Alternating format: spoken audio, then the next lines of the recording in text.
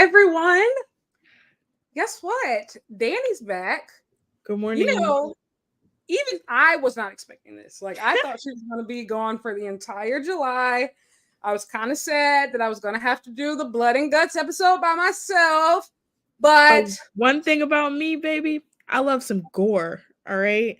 So I am here this week and only this week in the month of July. I'm gone again next week. But I'm seated for Blood and Guts. Period. What a show. While everybody still trickles in, because I see people are still coming in, let's talk about you.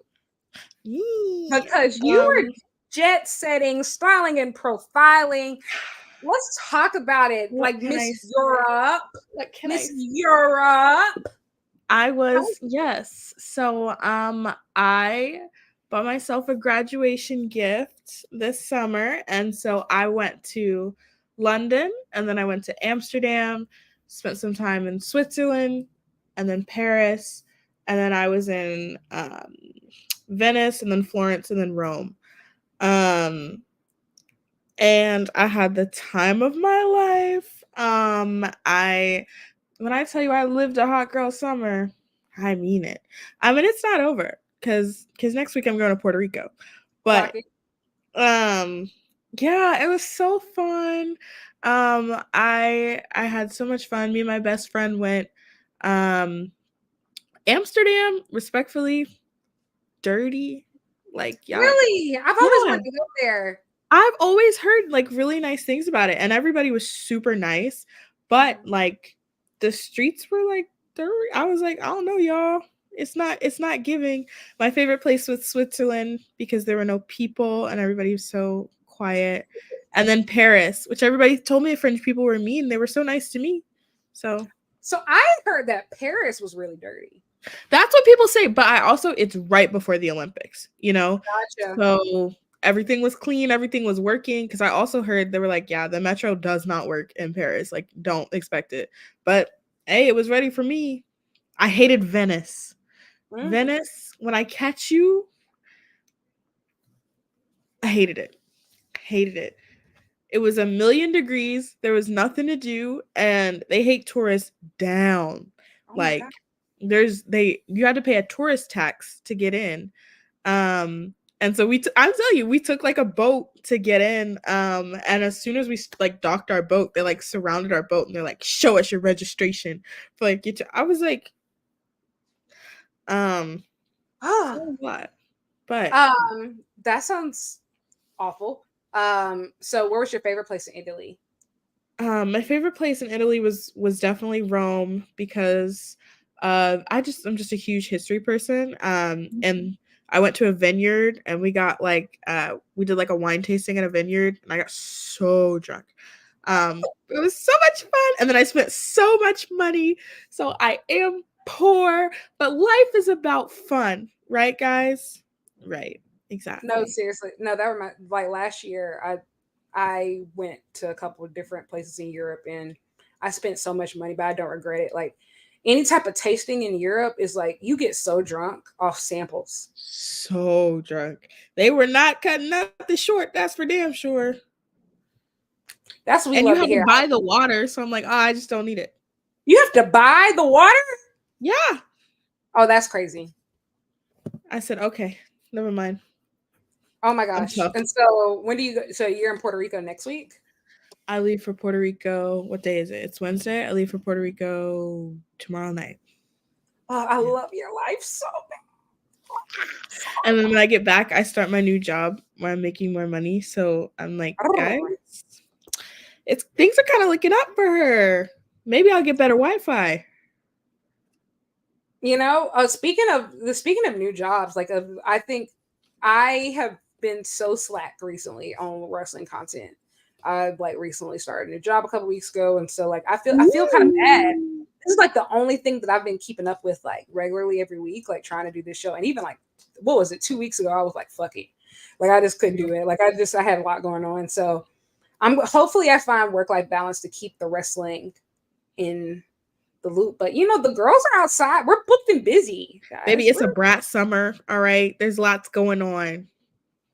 period. But there's also a lot going on with the Graps. As you know, tonight was blood and guts. And let's get right into it. So we opened the show with the ugliest. Wait, no, we didn't.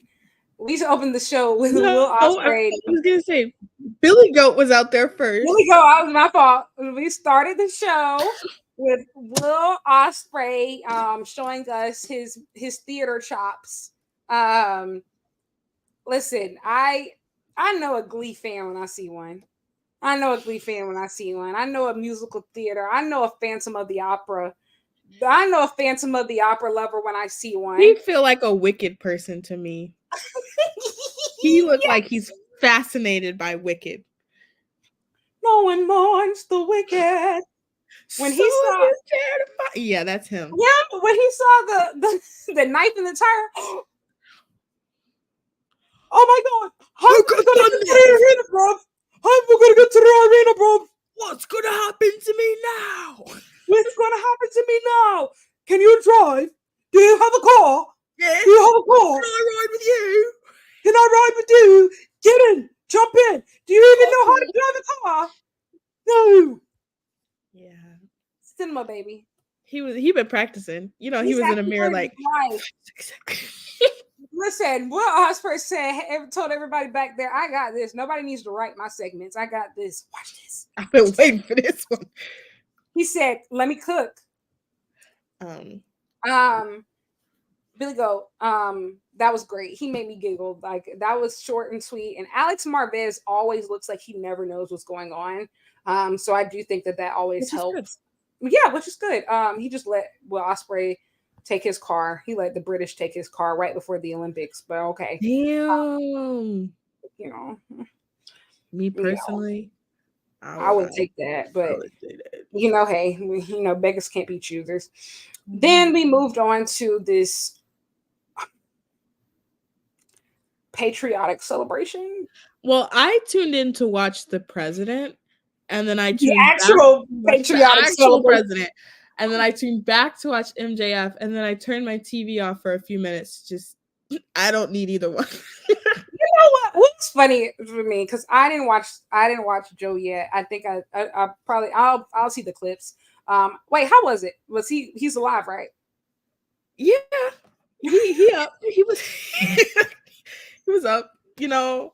So did he give the speech from like the podium or the Oval Office or what? He was in the Oval Office. He was sitting down, reading off the prompter, and you know, we're so cooked. It's not looking good, Your Honor. It's not looking good. We just gotta meme through the pain at this point. No, literally. Okay.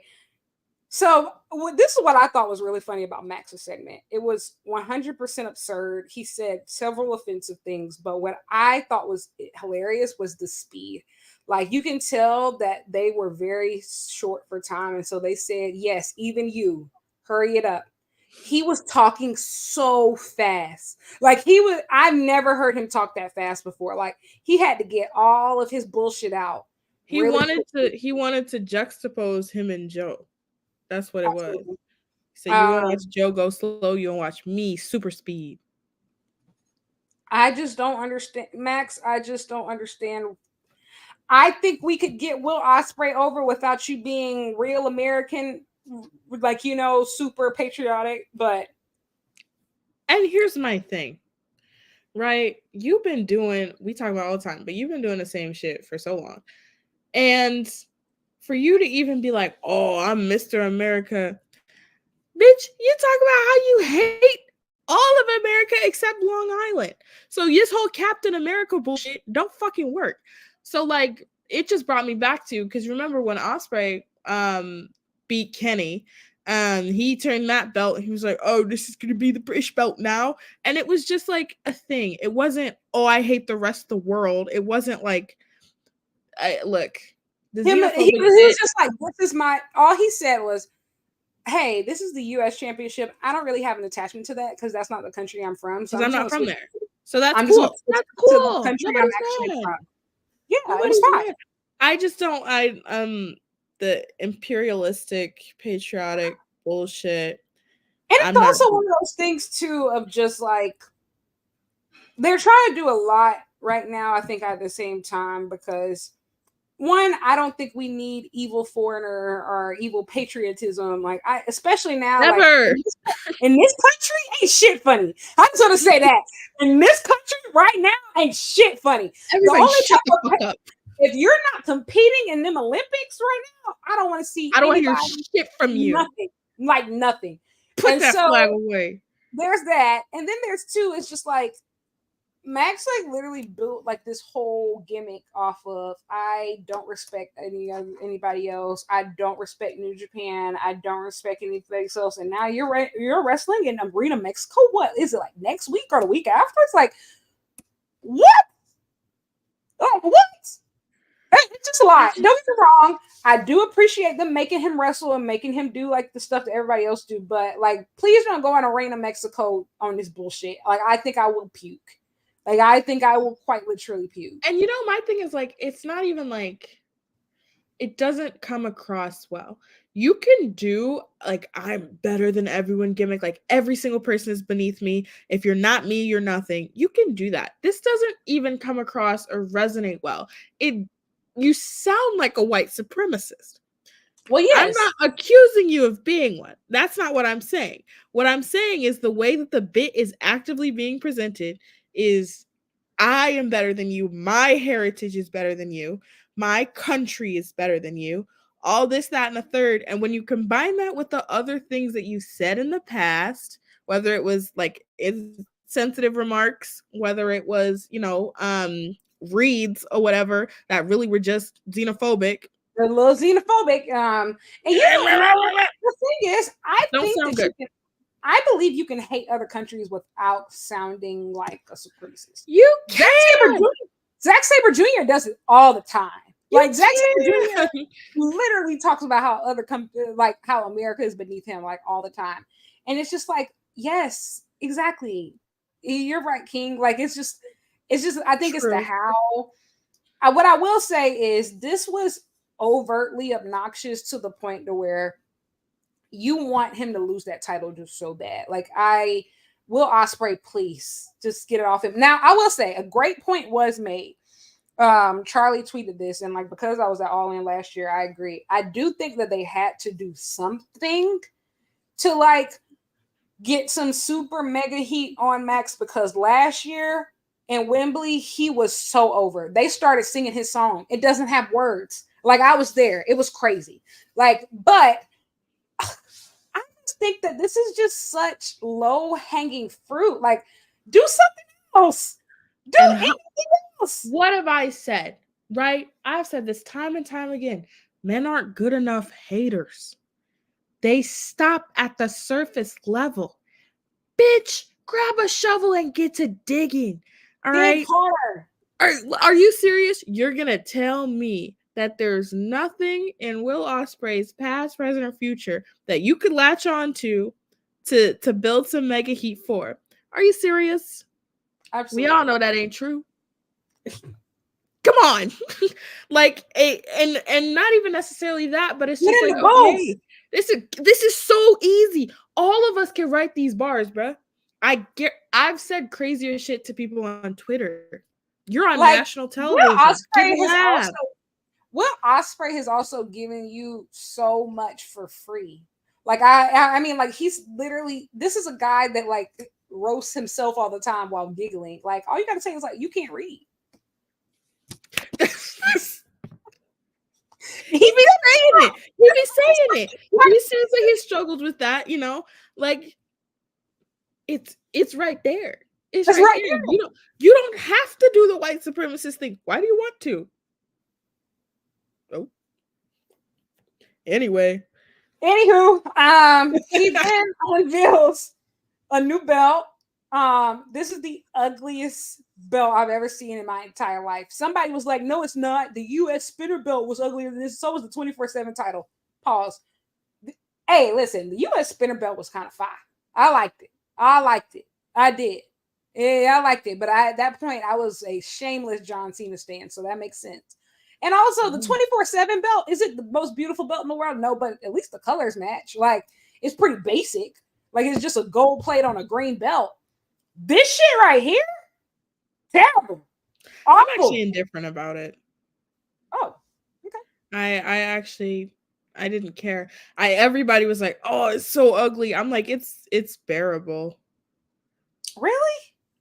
Yeah, I wasn't bothered by it, but then again, it's like god awful to me. Like it's like really? it's like nasty. Nasty. Nobody's gonna match your freak on that. Okay, nobody's gonna match your freak. I will say though, the flag was hilarious. Like at the end, the flag at the end. I will say you ate that one. You ate that one thing, Max. You ate that one thing. I giggled. The flag made me giggle. It did. And then Will Ospreay came out, yelling, "All right, bro, I'm going to get my shot. I just talked to Tony Khan. What are you doing, Wembley? And Christopher Daniels. And I'm going to get you on my home turf, bruv. Yeah. You versus me at Wembley Stadium, bruv." I met a guy at the club in London that sounded just like Will Ospreay, and he kept trying to like talk to me, and I couldn't take him seriously. He's all in my head. I just like, hey, I have a sticker on the please, bruv. Yeah, bro. But yeah, look, I mean, we all knew this was coming. Doesn't mean that I can't bitch about it because I wanted Pac in that match so bad. Truly. I will say what I do appreciate is that they kept it shorter than usual because we were pretty pressed for time. After that, we went straight into the learning tree. Okay, listen. I'm a Jericho hater. I am. But this match moved me. You don't mean it. I do mean it. I'm sorry. Yeah. I think it might be. I think it's the Minoru Suzuki effect. But fuck y'all for getting not doing the Kaze Nina Ray moment. Like cutting his music off. Yeah. Because I knew that Nashville, they were ready to do it. Nashville was ready to do it. And I am upset that we got robbed of that Kaze Nina Ray moment. I will say that. But chopping Jericho till his chest bled, that's what. Let's take turns. Well, yes. That's my brand. I'm sorry. Like that is my brand of match. Like I do that. That's some Japanese wrestling type shit. Watching a 80% chops match until chest bleed. That's some Go Shiozaki, Kazusada Kaguchi, Yuji Hino type shit. I moved. Here's my thing. I love a good chop fest. I really do. This one did not move me. One, because it was Jericho, and I just, for some reason, sometimes I can put it aside. Sometimes I can. Today I couldn't. It was in me. But I think it was because we went Max to Jericho back to back. That's fair. Can't do that. I can't do that. I'm not in it. I'm not in this match. I'm not having fun. That's fair. It actually felt personal. I was like, there's no way. No, I will say, I don't think I really got activated until like right before Jericho started bleeding. And then once I see blood, like I hate to say it, but I have bad bloodlust. Like as soon as like I even see like blood, is just like I feel ravenous. Oh, we'll get into mine later, but sorry. Yeah. I feel you.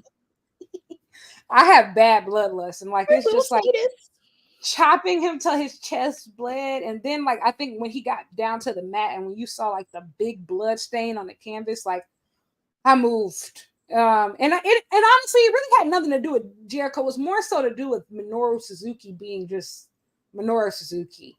I said it on Twitter that's my dream interview is to interview his barber. I want to know what you be thinking, my dog. Because he done had some crazy shit over the years. You know, like he done had some real. You think he pull up with a reference picture? You think he is the reference picture? Well, yes, correct. He is the reference picture. You are the visuals, baby. Yeah, you are the visuals. You are the visual, baby. All right. That's insane.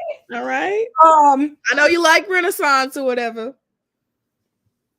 and so after that, Jericho wins, and Suzuki start beating his ass, and then the Learner Tree come out, and then Shibata comes out. So I'm assuming that they're going to be in the Stadium Stampede match, which I can live with. I can live with. Oh, at what's it called? At Wembley, I can live with, as long as Jericho's not in a singles match, I can live with them being a Stadium Stampede. Okay, here's my problem. We always talk about the Jericho verse, and we really talk about it when our favorites get stuck in there. That's really when it comes up. Mm-hmm. Think about how long Shibata has been doing this shit with Chris Jericho. Think about, create the timeline in your head. Listen, I hate it. I hate it many times. Listen, I hate it, but I realize now, I at this point, I am giving up on just being upset about it. My goal at this point is, how do I get as many of my faves to Wembley as possible? And I realize that the only way that Shibata is going to get there, especially now with Daniel Garcia's out, the only way that he's going to get there is through the Jericho verse. It sucks. It sucks. That's not what I wanted for him.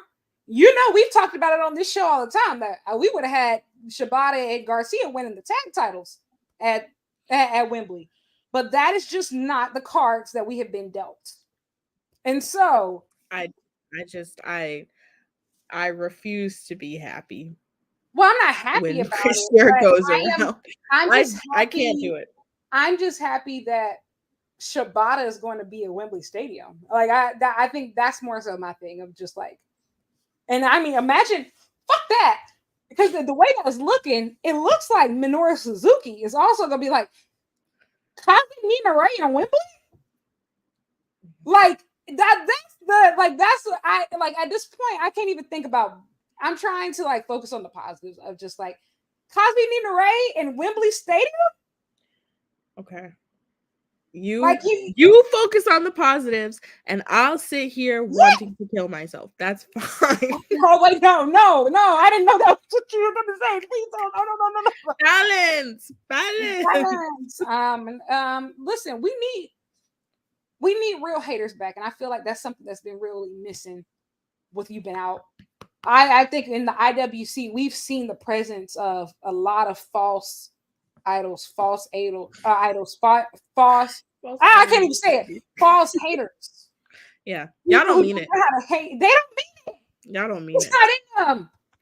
I'll ruin my day. I'll ruin your day. I'll ruin fucking everybody's day. I hate this person tonight. After that, what was after that? We had Sheeta. Right before that, we went backstage to the Bucks. Willow. They beat up Christopher Daniels, and then we went to Willow, who looked great with the CMLL World Women's Championship. They were about to ask her how she was doing.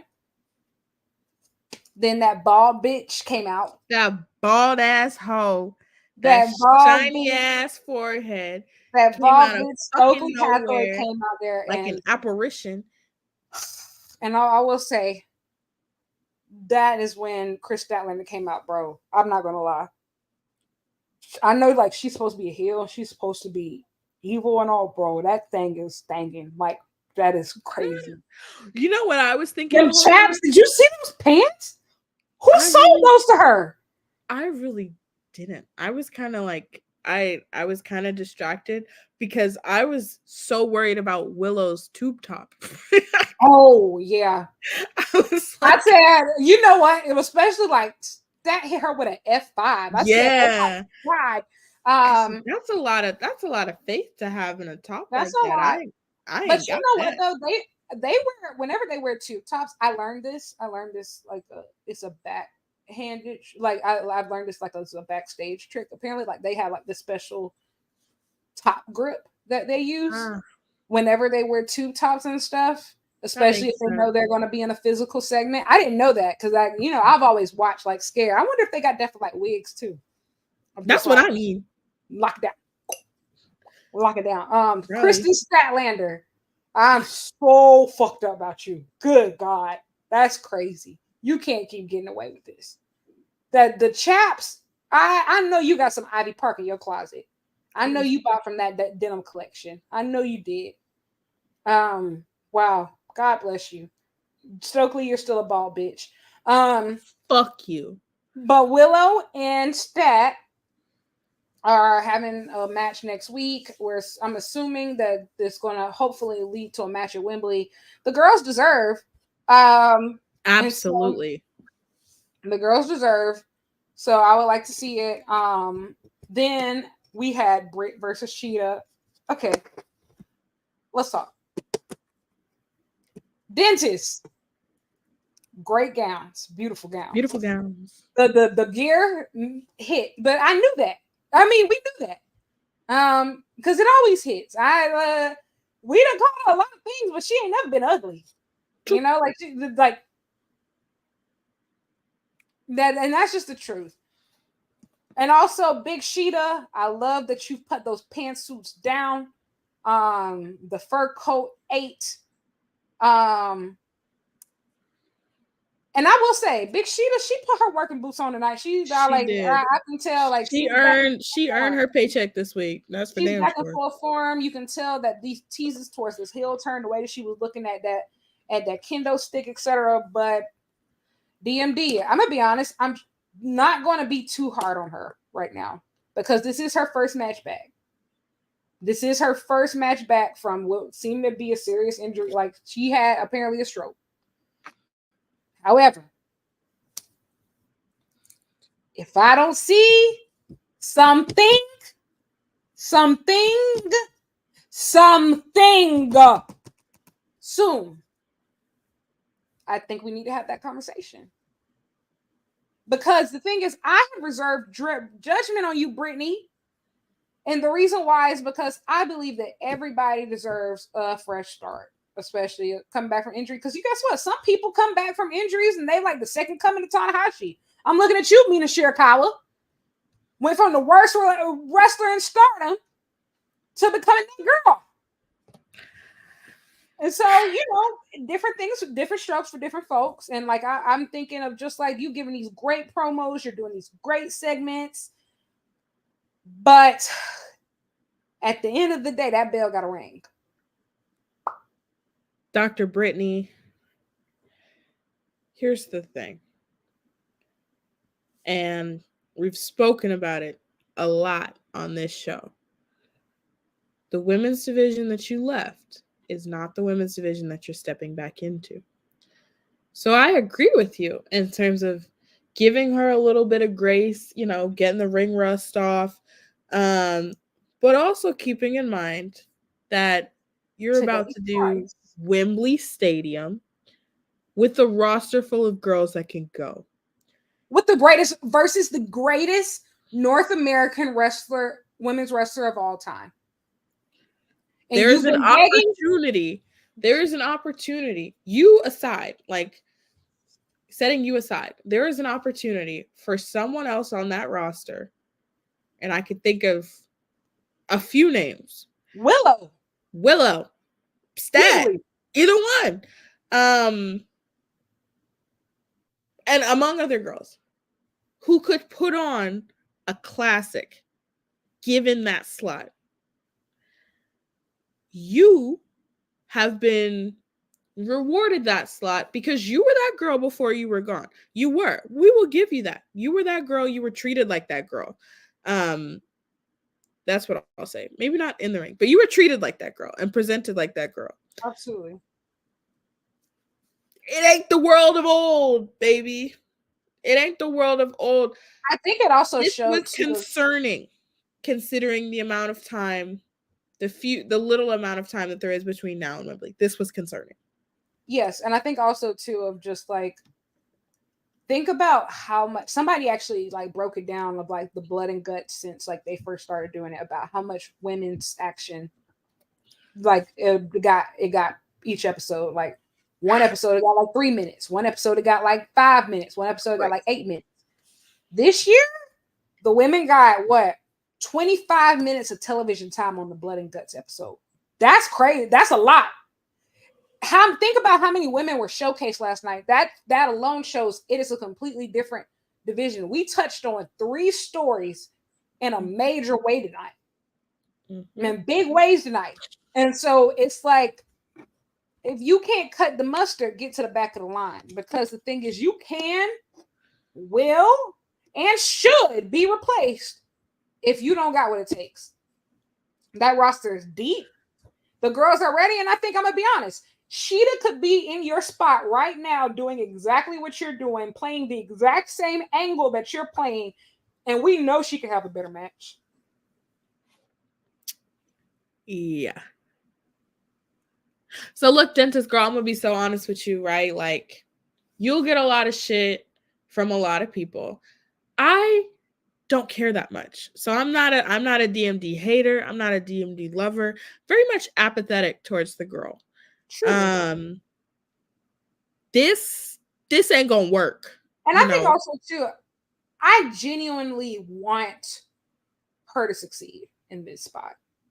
And the reason why I want her to succeed in this spot is because at the end of the day, she is the representation of the last 5 years of AEW. Of like, you are representing that even before Mercedes signed here and all these people, you are representing that there were women in this division that laid the foundation for all of this to even exist. Like, you are a representation of the Sheetas, of the Nyla Roses, of the Riho. You are the representation. Now, should you be the representation?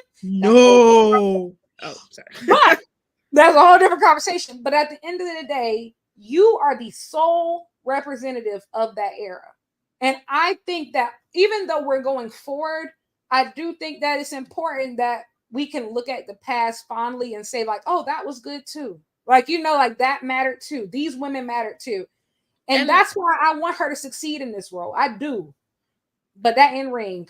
And I will say, look, I echo all of that with the adage that I don't think you should be that representative. So that makes it tough.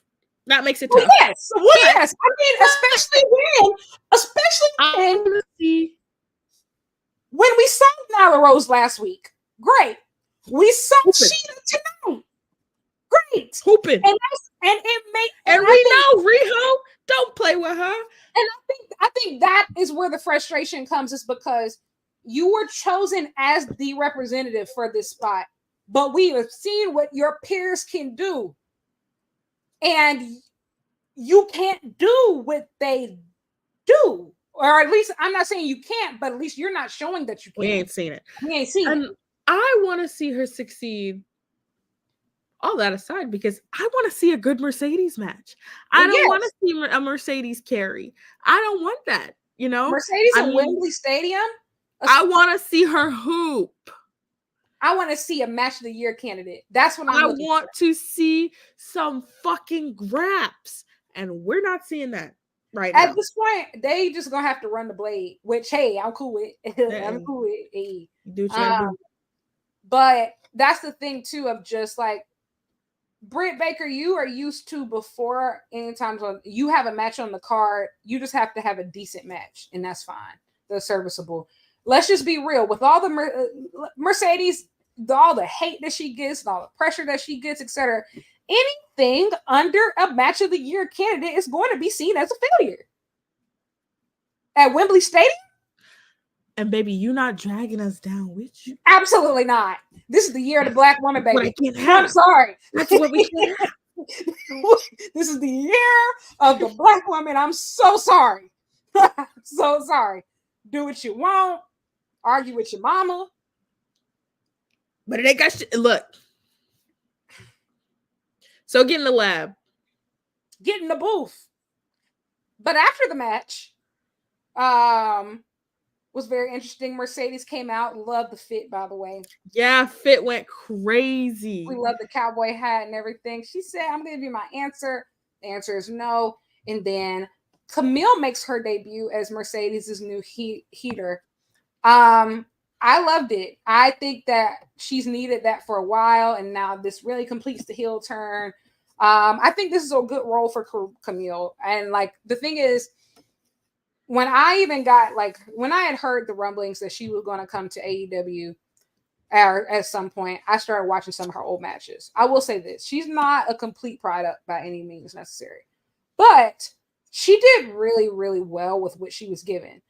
She was just in a women's division that just didn't have the talent. Like, you know, it just didn't have the talent. So yeah, she shined. She shined to the top. We're gonna see what she can do. And also the thing is, I think we should give her grace. I'm gonna be honest. She just needs to be polished. Like she can be, she's a muscle, you know? We're the like, you know, we're not expecting, I don't think for her, we're not expecting technical wrestling classics from somebody like her. Like, we want hoss fights. We want You're Big Bill. Big Bill, yeah. Yeah. I want to see you and Willow ram at each other like bulls. I want to see you and Chris Statlander have a throwing bitch contest. I want you to look at bitches and say, you're too little. You're too small. Pat them on the head. Yep. Like that. That's what we're here for. Also, I like the brunette on her. I think this is good. I think this is really good. And also it's just, yeah, I like this from Mercedes. I like this. I like this. So we shall see. We'll see how it goes. But I'm a fan of this so far. You know, eventually I think Britt is going to have to even the odds. So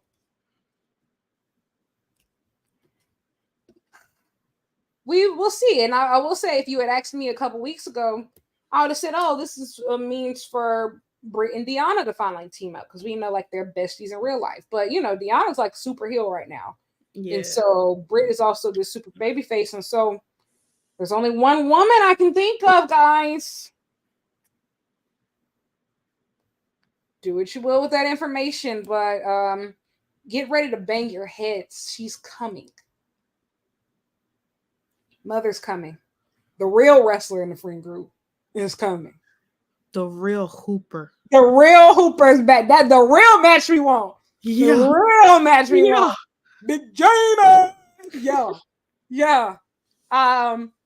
After that, we go straight into some more real hate. And though after that, we go into some more women business in the words of Keek. Shout out to Keek. She was the guest host of the show last week. Filling in. And so we had the Glamour, Mariah May, make her debut. She looked great. I like this presentation of her a lot. I loved like her coming out with the shoe. I loved her. This is the first time that somebody has walked out with the Owen Hart championship belt and it made sense. Like it makes so, because I would feel like when they would let Britt wear it after she won, or even like Willow wear it after Willow last year, it just didn't make any sense, right? But it makes perfect sense to wear it while, because you know you have that title shot going to Wembley. Make perfect sense. And your enemies with the person with the other belt, yeah. You got blood on the shoe and everything. This was perfect. Also, even the way that Mariah May started that match with the missile drop kick out the blue, like she's a real wrestler, guys. She's a real wrestler. That was part of my frustration with the length of this storyline, was that we weren't seeing Mariah hoop the way we know she can. We weren't seeing her, and again, all with the understanding that we were trying to get here. You know, that was a means to an end to get here. But I felt like sometimes this storyline would drag on and we weren't getting the best of Mariah in the ring as a result. At some points, you know, yeah. So I'm just excited now that we have come to this. The match is going to be amazing because both of them are amazing and they are so inspired and so like in this that there is no way that this doesn't fucking slap. Even Tony's appearance tonight, she said, well, bitch, are you ready to die? And you know what? I think that's also too. It's just like I'm trying. Promise, I'm not really. I'm not trying to get on Brit. It's just like you don't even, girl. Like your competition ain't even your opponent no more. It's everybody else. The girls are wrestling. The girls are hooping. The girls are emoting.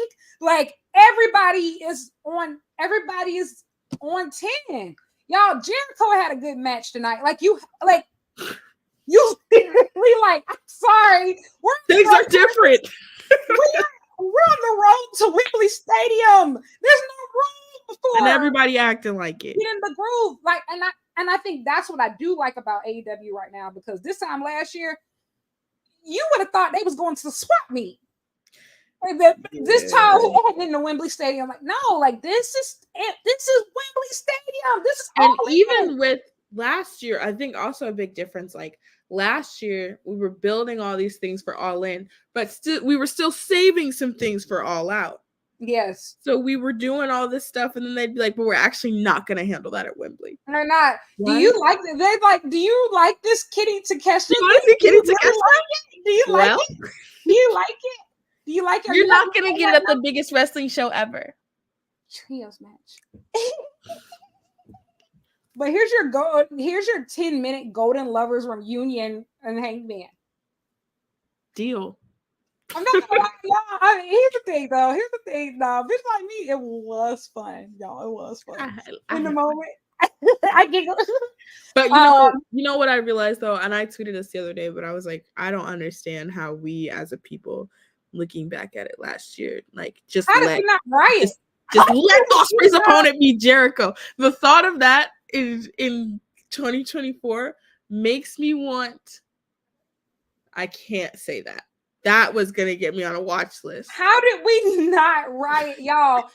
And like, here's the thing. Don't get me wrong. Sting is amazing, but there's no reason why a 60-year-old had the best match on the card. And it slapped. I will say, like, the only match from All In London last year that I actively ever really want to rewatch is that coffin match. I loved it. Like Sting and Christian versus Darby and Sting. It was fantastic. It was fantastic. Everything else, like even the 6-man tag blew. And don't even blame it on Ibushi. Like, don't even blame it on Ibushi. It just wasn't enough time. Like, it wasn't Bucks versus FTR 3 ass. Didn't care. Like ass. Respectfully. MJF, Adam Cole, don't get me wrong, great in the moment for vibes. I was gonna say I had fun. You rewatched, when I came home and rewatched it, I said, God, this is awful. Now I've never rewatched it. Well, the reason why I rewatched it is because whenever I go to a show in person, a pay-per-view in person, I always come home and rewatch it. Me too. Because I want to hear the commentary and everything. So because I was there in person, that's why I rewatched it. And I was like, oh, this is ass. Yeah. But we let a lot of things slide last year. We let a lot of stuff slide last year. Last year was truly the dark ages. Like we complain a lot now, but baby, times was rough. Trenches. The trenches for sure. But I digress. So yeah, this women's division is cooking. Mariah looked awesome. Dan, what was she playing? Was Tony cosplaying as the cameraman? Like she was supposed to be the cameraman?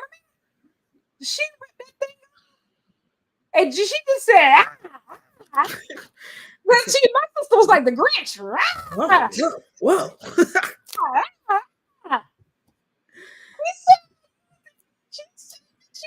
She blew me, bro. You think you've seen the last of me?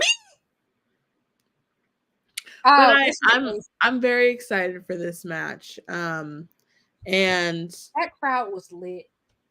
It was maybe the most it was all night. Aside from blood and guts until the end.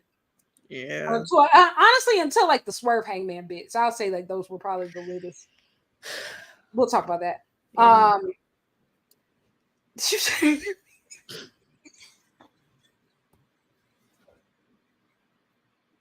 Enough. I've seen enough. Enough. Anyway, this was great. The pull pop. She said, "Are you ready to die?" of archive of our own fanfiction.net. Real. All right. Real. Storm reads Wattpad. Enemies to lovers to enemies.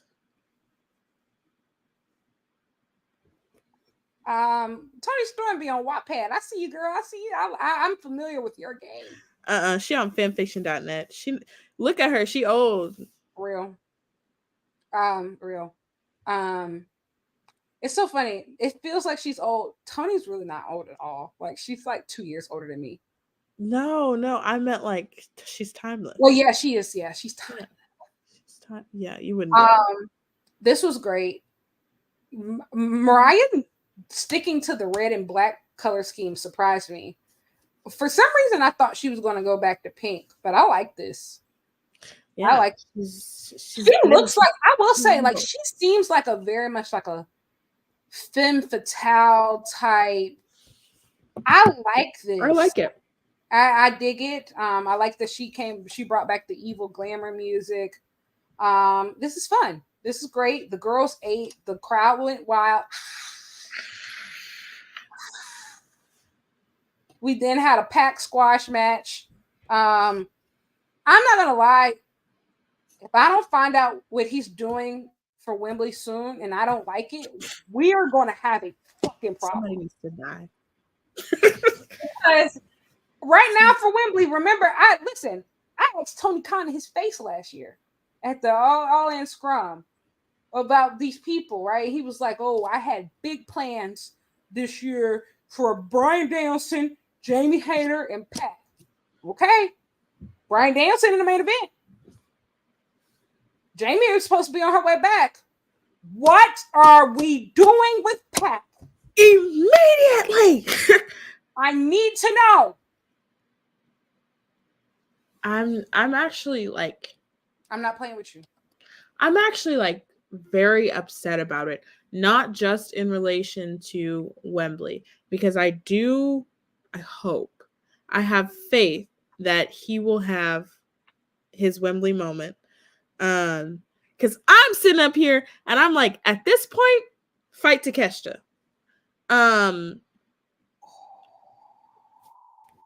But the thing is, that's a bad idea too, because Takeshita coming off this G1, if he loses again, I think I might. He can't. But lose. Also, if y'all make Pac lose in his home country. But look. That's not my solution. I'm just sitting up here saying, overall, I think we're really undervaluing Pac. And I know we say that about a lot of wrestlers, like, oh, they're not being utilized. Those two, honestly, Takeshita and Pac, I'm like, you have two of the best in the world. Pac is one of the scariest little bitches out there. All right, you can't tell me that you be seeing his intro and they'll be like, "Whoa, he's terrifying." Back up, Mister. And then he gets in the ring and it's absolutely. He's always wet. He's always wet. One thing about that nigga, he drenched. All right, like he stayed ready to go. He stayed ready to go. He ready, and so I think my thing is like, okay, we just don't seem to have a plan for him at all. You know, whether it's Wembley, whether it's in general, like, it has not become. I thought that after his match with Okada, even with Okada, that we were gonna find a direction for him, and we haven't.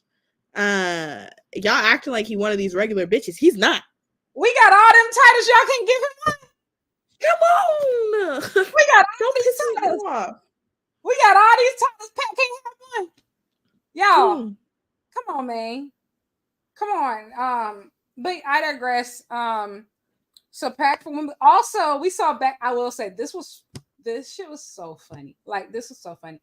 Christian Cage in this backstage segment.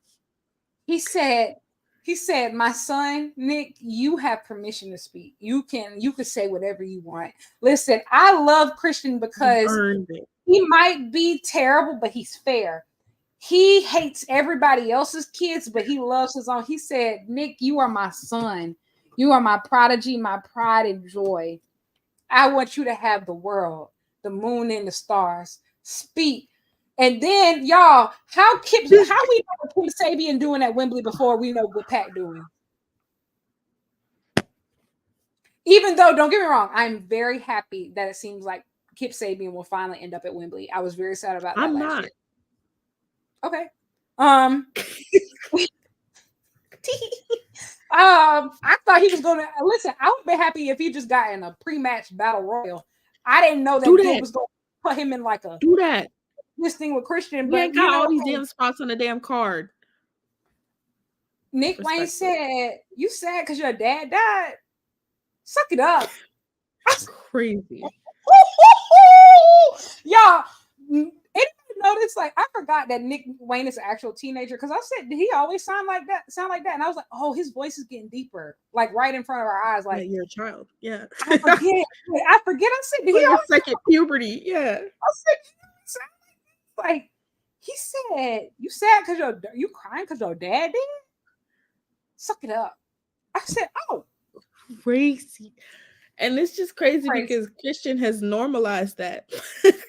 Also, shout out to Luchasaurus for becoming the third man in AEW history to hold the singles, tag, and trios belts. Like that's pretty crazy. Shout out to the dinosaur for that. It's Kenny, Ray Phoenix, and Luchasaurus. Yeah. If Pac wins I know Kenny's in there. If Pac wins the tag belts, he'll be in. If Hangman wins the trios titles, he'll be in. Mox will have to win the tag and the trios belts. Yeah. But if Mox wins if Mox wins the TNT title, he'll be like the first true Triple Crown winner. I guess. Because he'll have held the international title, world, and TNT. Yeah. So he'll be the first true AEW. TBS next. So shout out to the dinosaur. Christian Cage, I love you and your family. Keep doing what you're doing. Blessings upon your household. Blessings. May the road rise to meet you. May the wind blow at your back. Then we get the blood and guts, y'all. We get the blood and guts. And I want to say this.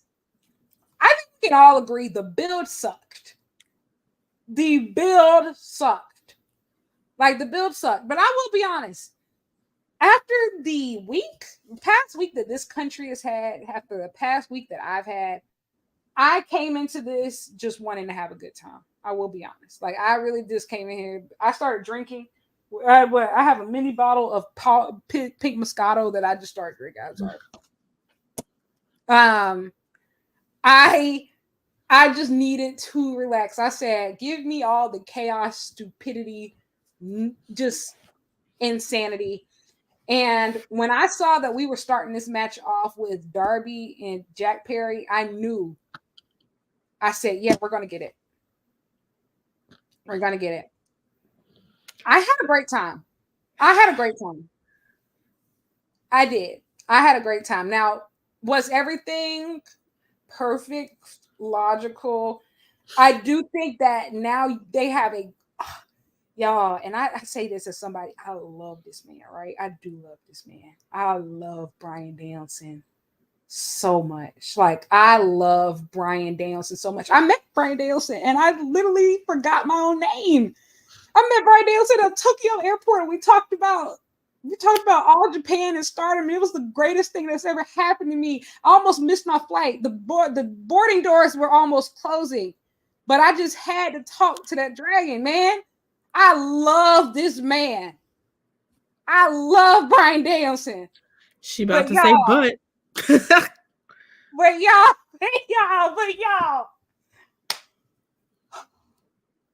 Hangman. Answer me now. Hangman Page and Swerve Strickland. First of all, go ahead. I just need to get out the way. God damn, he looked good. You want to know what's crazy? Of just like, and we have to remind ourselves, Hangman didn't even start wearing the gold chain until Swerve told him that he looked like a bum. I tell you what, that was my first mine. I had to sit up there when Hangman was in one ring and Swerve was in the other. Everybody's like, "Oh my god, the face off!" I was like, "Oh my god, the face off!" Yeah. No, I'm sorry. This, and when I've never seen people even do that before, like when they cross paths and when they like fought in the middle of the rings, between the rings, I said, "This is poetic." I love. I said, "This is music." You don't even get the privilege of meeting me where I am. Baby, Bring your bitch ass to the middle. why don't you just meet me in the middle? But here's what I'll say. I didn't like this Blood and Guts. Who's my favorite one out of the three? I wanted to. I really did. Not enough blood, not enough guts. That is fair. That is fair. I did expect more blood and guts, but you know what though? I feel like there was a trade-off. I feel like in the past we've had like these big gory blood and guts, and we've gotten all the blood and all the guts, but and it meant nothing. And it meant nothing. And I feel like we advanced like zero plot lines, and then especially like last year, I felt like last year they were really cooking, but then they ran out of time at the end and they had to hurry up to finish, and then it kind of like ruined everything. This year, I think we had less like blood, but I felt like we had more real sadism, like more real callbacks and stuff, like the staple guns. Oh baby, wow. Okay. Look, I don't disagree with you, and I do think that this served well and its purpose. Two things. One, like I said, I just think honestly, I think Darby should have set him on fire. I think Darby should have set him on fire. I think he should have done it. I think he should have done it. I think he should have said, I think he should have got him to say, "I quit." But that's how I could tell I was really into the match. Because like after he quit, I said, "I don't care, just fucking do it." I'm like, come on. And Darby crazy enough. I'm like, do it. He's crazy enough. I said, "Zach, it ain't your first time. Come on." I'm like, you're professional at this point. Set him on fire. And look, I'm never someone. Oh, hold on. I'm never gonna.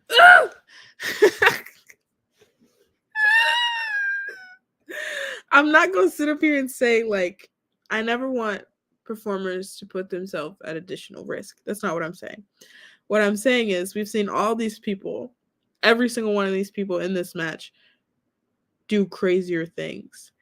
And you're at a show where you promise blood and guts. But you know, I didn't feel like that was delivered upon, considering who was in the match and considering what was at stake. You know what, though? It goes back to what we were saying earlier, though. Everybody's in real matches this year and all in. I think that they're protecting them. Like, don't get me wrong, it sucks absolutely for like, being bloodthirsty because, like, I agree. I wanted to see, man. Listen, Big Kazoo, if you would have ran that blade, I would have given this 17 stars. You know what? I respect that motherfucker because it was funny because I was trying to explain because my family, we all sit down and watch Dynamite together, which is funny. But I was trying to explain to them, I'm like, Cash Money Kazu ain't got no business in a match like this. He not like that. Like, he's really not. And so every time that there was a possibility of him taking a crazy bump, everybody was like biting on it. I'm like, he not doing that. But you know what though? The thing about Okada that I think is really cool of just like people like him and Kenny and like Hangman, they're from that school of thought of slow burn storytelling. Okada knows we want to see him earn the blade. He knows for a fact that the second that we heard he was coming to AEW, that was the immediate thing that most of us thought. He knows that. And he knows for a fact that every time he does an anarchy in the arena, because let's be honest, they could have easily subbed him out of it and it would have made perfect sense. Like, just give him a continental title match or something that night. But he knows that, okay, I'm going to tease them a little bit this time. with Anarchy. I'm gonna tease them with blood and guts, and because he knows when he finally fucking does it, I gotta say though, I don't think this bitch ever plans on doing it. I think he's gonna do it, but he's not gonna do it until Kenny comes back. I was gonna say unless it's Kenny, and Kenny or Takeshita. I think that is the art. Hey, maybe even potentially Hangman. Those are the only three people that I could even fathom him potentially going all the way for it, just because they're all from the same type of. He's not going to do that unless he's in like a anywhere, like he's going to be in an epic. He has to be in an epic. Like any match under 30 minutes is not happening. Nah. Like he wants to be in it. He has classic. to be in it. Well, the thing is, we still haven't seen Okada in a true epic, Okada epic yet. I would argue that in AEW, we haven't seen Okada in a great match. You don't think the pack match was great? You're right. One exception. I do agree that we've only seen him in one great match, but I think it's because that one. Let's just be honest. Okada everybody who knows Okada he don't even get hot for real until after minute 20. That is something that is his major challenge, I will say. Like I feel like every single one between of those three signings, right? Ospreay, Mercedes, and Okada all have three different challenges. I think Ospreay's challenge is like he does so much, he has to learn how to do less. He has to learn how to do less without giving everything away. Mercedes has to become more comfortable in a non-scripted environment. And Okada, he's used to going 20 plus minutes every night. Speed it up. And so, like he has to speed it up. Ospreay has to slow down. And Mercedes has to just honestly loosen up. And I think that everybody has pretty much kind of delivered except for Kazu. I do think the Swerve match was getting there. Then we stopped. But I don't know, because I felt that way honestly about a lot of this blood and guts match, because I was like, in a blood feud, I hate this bitch. I want to see your guts on the fucking floor. Well, yes. There's a lot of talking. There's a lot of talking. I'm not gonna lie. As an Elite stan, it popped me. I'm not gonna lie. It's just like Matthew Jackson is like the funniest little shit ever. He said, "We had a deal. We had a deal. Get here. See, I get it. But again, out of blood and guts, that's not what I want. That's fair. But you know what? Thank God Max Caster didn't speak in the mic. I'll tell you that. Oh God. You know what? I will say the fucking unholy trinity. I'm a real hater. We had Max, Jericho, and Max again, maybe. Oof. I'm a real hater, but the acclaimed Max. Well, no. Nope. Max Anthony. Caster, I was about to say Max Caster didn't bother me in this match. He was just kind of there. He didn't do anything. Anthony Bowens, that king. That bitch was clocked in. Anthony Bowens, you will always be famous to me. I will say though, bro, when Swerve Staple, that had me weak. I think I'm gonna go back and watch that clip because that was hilarious. And also, I was gonna say this match would not have landed without Mark Briscoe. Absolutely. And my favorite spot was Darby climbing up the thing for the coffin drop. I said, "Get a Spider-Man." Spider monkey. Spider monkey. But yeah, I mean, honestly, like, and maybe it's just because I've always preferred a match like Blood and Guts. I don't give a damn about the story. We'll pick the story up beforehand and afterwards. But there was a lot of storytelling in this match, which I know a lot of people appreciate, and is ultimately going to be better for, for the storylines and for the match builds and everything like that. I don't give a damn. No, that's fair. I think we also have to remind ourselves, last year they could go gung ho balls to walls, because guess what? They didn't give a fuck about building all in. So it's just like, you can have a gory blood and guts and an ass all in, or you can have a more story focused blood and guts and a great all in. Now, here's the thing: in a perfect world of what I love both, 100%. But we have to remind ourselves that rights negotiations are right here, and blood and guts is a TV product. In a perfect world, too, I'm gonna be honest, I want blood and guts off Dynamite. Imagine if we could do this on pay-per-view. I think, I think that's also. Then Jack Perry really would have got set on fire. No, 100%, 1000%.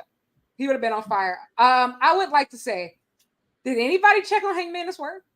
No, they're just laying on top of each other in the corner. Seriously? Whoa. Do they need the room? Yo, that's crazy. They left everybody. And honestly, that's what the loser of this match is, Bryan Danielson. Yeah, I mean, look, it's palpable, and it's so cool that we have a real rivalry in AEW. You have a real, regardless of how they deal with and treat each other, that's what the fans want to fucking see. It's always, Hangman and Swerve. They're with each other. Swerve and Bryan Danielson still haven't even looked at each other. Yeah. And look, Danielson, I want you to win the title at All In. I do. But you give me a taste of Hangman Swerve, and I want the whole thing all the time. They should have held him back, honestly. To be quite honest, don't get me wrong, nobody wants to see Hangman on weekly TV more than me. Just his presence back just makes life feel so much better.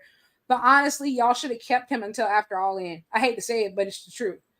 He should have just stayed on break, because you can't dangle that in front of my face and expect me not to ask for it. Yes, we know that Danielson and Swerve can have a match. They can have a match of the year. I know that. I'll give a damn. I'll give a damn. But let's just be real. This is real hatred. Actually, and it's not even hatred anymore. It's obsession. And I get obsession. I also get, though, that you don't want to overdo it. You don't want to overexpose it. Woo, this light, man. But the reality is, you're in a situation where, oh my God, where that's it's not going away. And so if you're not going to give us a payoff for it, we just want it all that much more, this match works in their favor. Which works in their favor. But as a fan, I'm sitting there, I'm like, let them at it again. I agree. I think it's also one of those things too, where you have to remind yourselves of they technically could never be overexposed, and this is why. They've never been the top feud in the company. That sounds crazy to think about, but think about it. They've never supposed to be. They've never main evented a pay-per-view. You got to think, MJF was champion. We were still in the Better Than You Baby verse when Swerve originally, confronted Hangman. We went into Wrestle Dream. Yeah, that wasn't the main event. It stole the show. Then we go to Full Gear. That wasn't the main event. The only thing, keep in mind, the main event actually of Full Gear 2023 was god awful. MJF versus Jay White. I was there. Yeah. I have no memory of that. Exactly. Because guess what? All people remember is what? The death match. I'm damn near sitting up here you just made that shit up. All we remember is the death match. Hangman and Swerve has never been the top feud in the company. Even for Revolution. They didn't make that. Swerve and Joe. They've never been positioned as the top feud in the company, and yet they are all the fans want and remember. And so the thing is, I think what they're trying to do, they're trying to stretch it out to a full year, which I guess is understandable because you can run the anniversary of their first meetup, their first match at Wrestle Dream. And I mean, don't get me wrong, I do think it's going to hit very hard. I think it probably will hit just as hard at Wrestle Dream because Wrestle Dream is in Tacoma. That's Swerve's hometown. It's going to hit regardless. Like, it's going to get, like, I think people are, do we want to wait for it? No, because the thing is,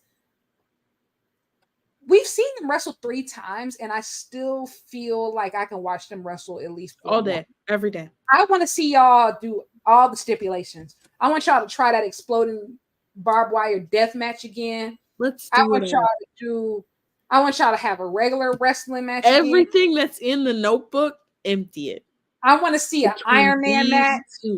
I want to see a best 2 out of 3 falls. I want to see a dog collar match. That's the next step. With your gold chains. Your matching gold chains. I think we didn't see that. Look, I've always been of the firm belief, like, we don't even, I know everybody wants it, we don't even need the payoff anytime soon. I want this to be a rivalry that never really goes away. I want it to be something that is just always sort of ticking in the background. Like, I want that to be, even Hangman, once he's sane again, once he's, eventually, still that fucking Swerve guy. Everything in wrestling is so forgive and forget. Move on. Oh, that was 3 gimmicks ago. Anyone but you. Anyone but you. I remember your bitch ass. I remember you. Anyone but you. I think too of just like there's still so much you can do with it. Like I said, like I want to see them in that blind tag tournament so bad. I think that would be peak television. Like I think that would be peak television. They would either accidentally win or get themselves knocked out immediately. Like 100%. Hangman would tap on purpose. Just to piss Swerve off. Correct. It would be great. It'd be so fun. It would be so much fun, you guys. We got so much fun, you guys. Look, I think. Go ahead. I was just gonna say, like, they're the top feud in the company, and it's gonna be like that. Not even the top feud in the company. For me personally, I think that you have your rivalries that can define a generation, and I think that they come very rarely. And naturally. I think Okada Omega, probably defined, especially like the second half of the 2010s. And this is it for the 2020s, in my opinion. Like, this is it. Like, I think, especially you got to think how young they are. We can do this shit till they 40, 50, y'all.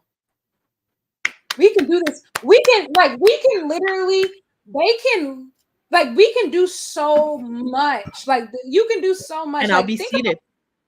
Because I think that's the difference between, like, I think Hangman and Kenny versus this and Kenny. Because at the end of the day, Hangman and Kenny are their rivalry is going to go down as, I think, very, like, pivotal for both of them. But they're at 2 different points in their career. Hangman was the unproven guy, and Kenny had already done it all. But these 2 are equal. It wouldn't really be a Dynamite book without a Kenny Omega mention. So it came naturally because we tweeted last week. He's the GOAT, so you're gonna come up in conversation. But we hope you're okay. We hope you're healing well. We love you over here. We love you always. We hope you're doing amazing, you king. And also, like, the thing is, we're waiting right here for you, buddy. Right here. We're not moving. Like, y'all, that's a whole different layer that we can even cross this. Y'all, Kenny and Swerve have never wrestled before. Never wrestled before. Crazy to think about. Which is crazy to think about. Like, there's so many different avenues that you could take. Because, you know, like, Hangman still feel insecure next to Kenny in a lot of ways. Like, we still haven't even scratched the surface. And then y'all street saying that Ibushi looking good again. He does. He does. Shout out I had Kenny somebody, shout you know, out to Kota Ibushi. Shout out to Konosuke Takeshita. Shout out to DDT. Long live DDT. DDT, they can never make me hate you. DDT, Look, they can never make me hate you. I was like offline for like the first part of July, not paying attention to really anything online, let alone wrestling. I had somebody text me and said, "You'll never guess what I just saw." And I said, "This person has never texted me before. Like, we exchange numbers, but we don't text." And she said, "It'll make your day." I'm sitting up there, I'm like, "Baby, I'm drunk as fuck in front of the Eiffel Tower. How it gonna make my day?" She said, "Ibushi, he's up." That's what she said. He's up. Yeah, I said, like, Jesus Like, rode on he is the rose risen. on the third day. And I said, "This is the best thing that's ever happened." No, like, no, Dani, you don't understand. Like, watching that live, like, it felt spiritual. Like, it felt like a spiritual experience. I can only name 3 moments in wrestling that have ever made me feel like that. And that's the one. 1, Sting's retirement. 2 was the end of the Muto retirement show when he gave Masahiro Chono like that brief retirement match. And 3, this. Like, bro, like, I just, and then, like, seeing everybody else break down, like, Dino hit the deck. I mean, Sanshiro Takagi, the way the God, why am I finna cry? Bro, like, it was just beautiful. He said, and like, bro, he said, like, can I come home? He said, can I come home?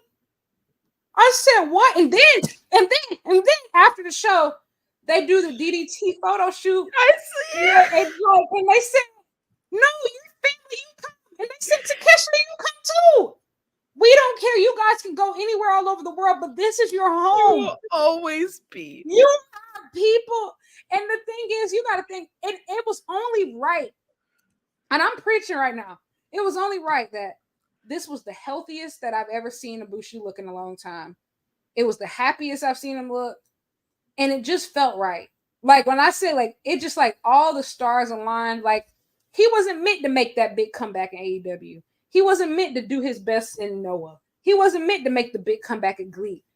It was right. It was time for him to come home. Come home. And Sanshiro Takagi, when he got up afterwards, he said, I feel so blessed right now. He said, I can't formally retire once Kenny come home and we will complete the set. And I said,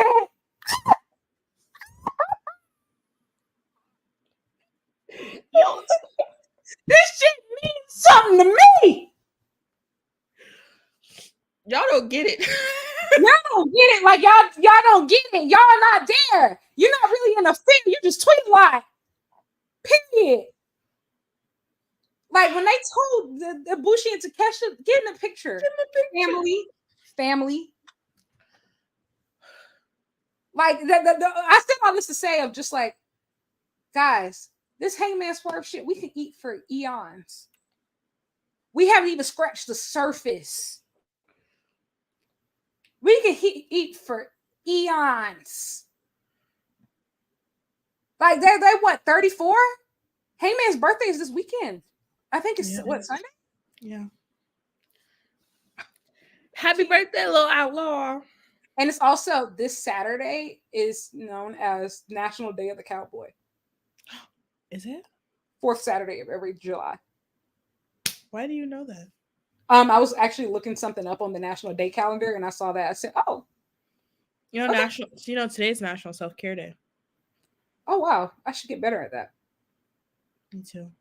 Yeah, actually, I'm doing pretty well right now. Yeah, but also, Hangman accidentally hit Okada with the buckshot lariat, so I'm sure we're gonna do something with that. I'm a firm believer and hoper, and I've said this from the jump, that ever since Kenny was like, give me a few months, I'm like, baby, I'm optimistic, but I don't know that if we can't get Kenny Okada, we're gonna get Kenny Hangman. Not Kenny Hangman. We're gonna get Hangman Okada. And that, considering the story that we're in, Hangman further isolating himself from the elite and fully rogue. My thing is, are they both going to be heel? Here's the thing. I love heel versus heel matches. I don't think we do them enough. Yeah. I like real evil versus real evil. Because here's the thing. Hangman's not like, he's not evil. He's just crazy. He's crazy with a little bit of demonic spirit. That's what it is. But you're not evil for real. He's possessed. He's possessed. When he can be saved. When he handcuffed bro to that cage, you oh, he's all worked up. You don't deserve this. He didn't even say I don't think he said I deserve this. He said just not you. No, it was so funny. Like Matt Jackson screaming into that microphone, stop. The whole time Hangman, make.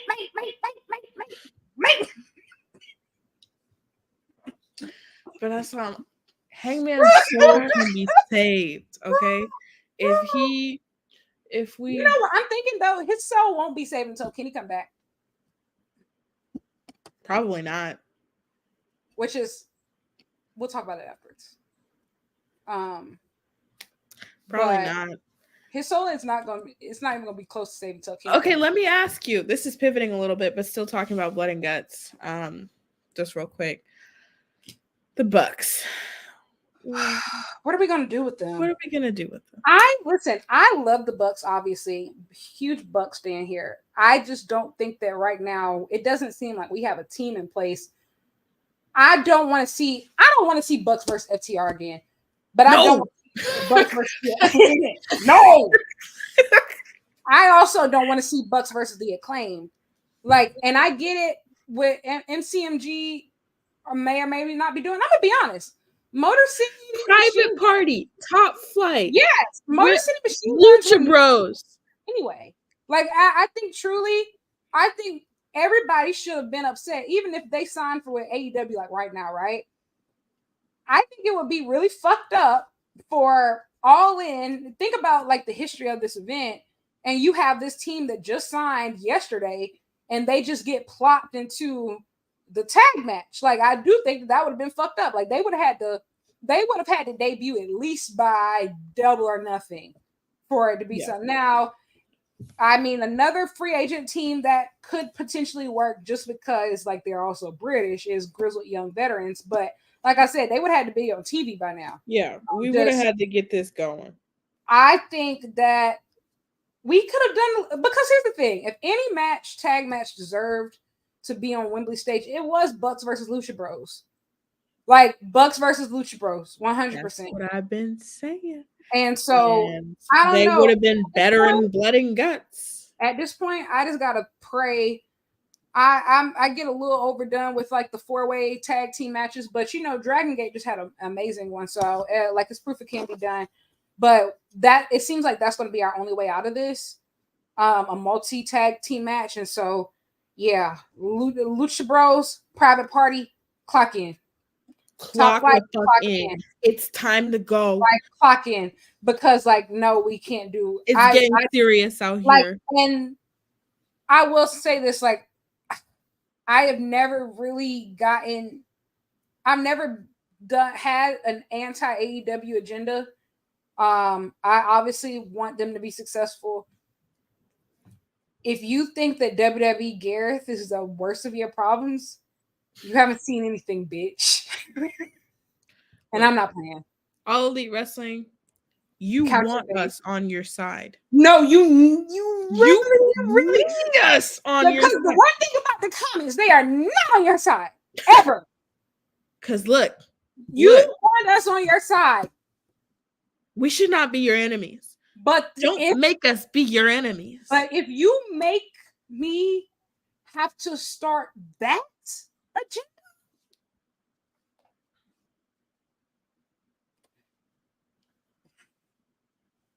There will be no new rights deal.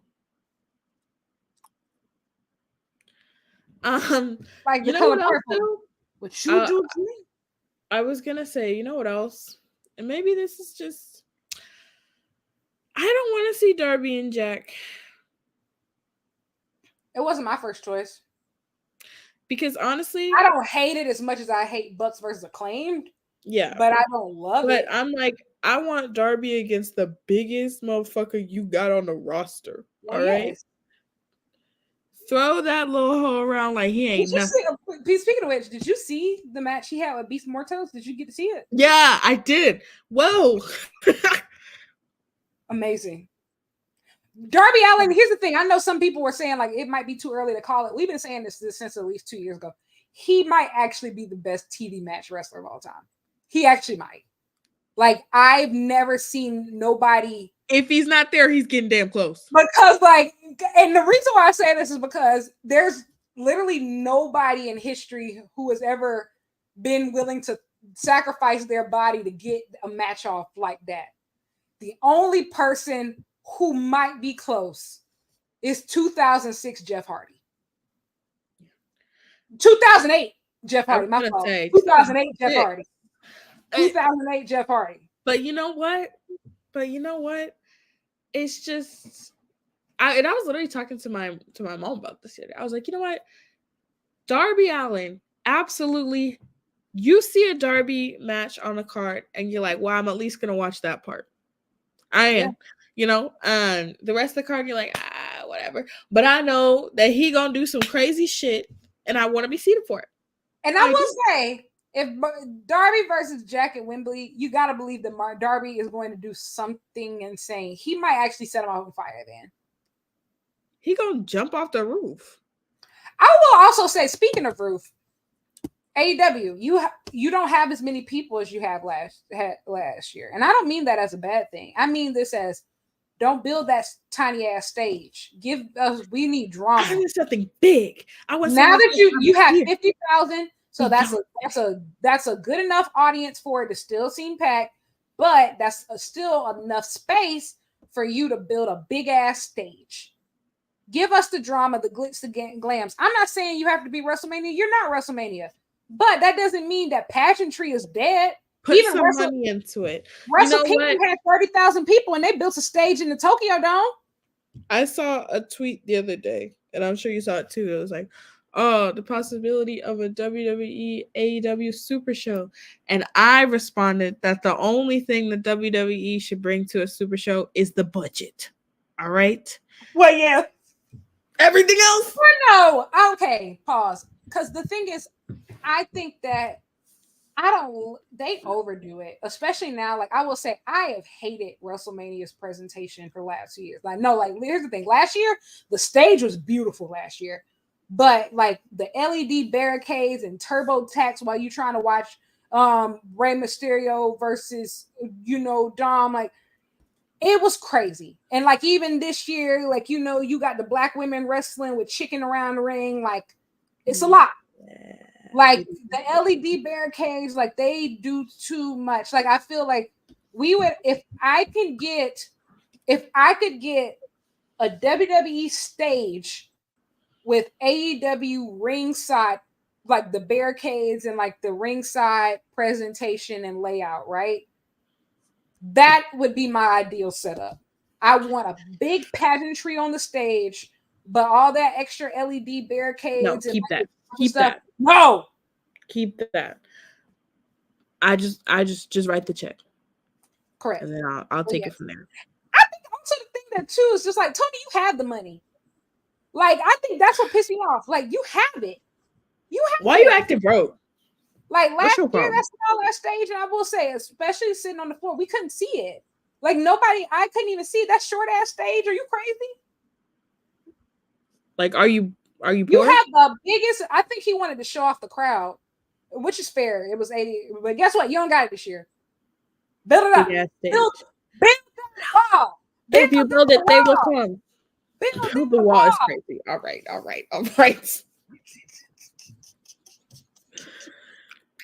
Please. I digress. That was Ooh. Blood and Guts, y'all. Oh, go ahead. I was gonna say something else that was gonna get me on a watch list. I'm realizing that I need to be a little bit more careful. Hey, listen, shit is one. I'll tell you about it later. Shit is wicked out here. It's getting nasty. But yeah, that was Blood and Guts. Hangman and Swerve were fun, but they were too much fun. Hangman and Swerve were fun. Hangman, oh my fucking god. No, like, nah, you can't keep getting away with this, man. Like, this is crazy. And you know, I have been away for a while. I ain't seen him in a little grip. This was my first time seeing him with the new intro. What's the name? Y'all, they really don't. Bryan Daniels said, I love you. I just want you to know that I really love you. But these two, they really might be the only people who can match each other's freaks. They're the only people that want to match each other's freaks. You know?